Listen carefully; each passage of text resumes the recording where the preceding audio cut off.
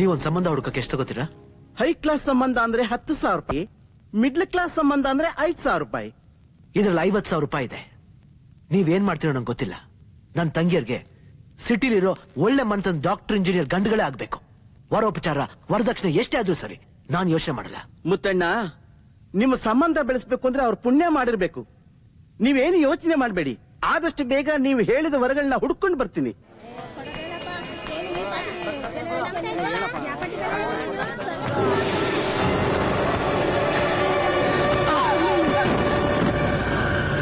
ಯಾರಮ್ಮ? ನನ್ನ ಹೆಸರು ಪ್ರಿಯಾ ಅಂತ. ನಮ್ಮೂರು ರಾಮಾಪುರ. ಯಾಕೆ, ಏನಾಯ್ತು? ನಾನ್ ಬೆಂಗಳೂರಲ್ಲಿ ಓದ್ ಮುಗಿಸ್ಕೊಂಡು ಹಳ್ಳಿಗೆ ಬಂದಾಗ ನಮ್ ತಂದೆ ಯಾವ್ದೋ ಕೊಲೆ ಕೇಸಲ್ಲಿ ಸಿಕ್ಕಾಕೊಂಡಿದ್ರು. ಅವ್ರಿಗೂ ಆ ಕೊಲೆಗೂ ಯಾವ ಸಂಬಂಧನೂ ಇರ್ಲಿಲ್ಲ.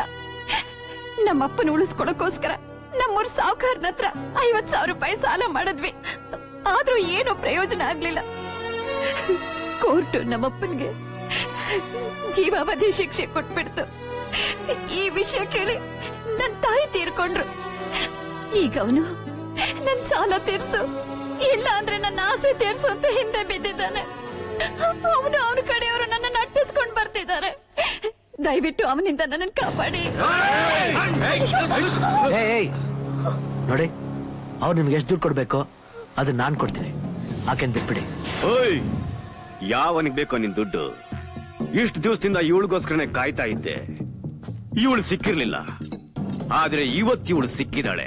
ಸಾಲದ ನೆಪದಲ್ಲೇ ಇವಳನ್ನ ಅನುಭವಿಸ್ತೇ ಬಿಡೋದಿಲ್ಲ.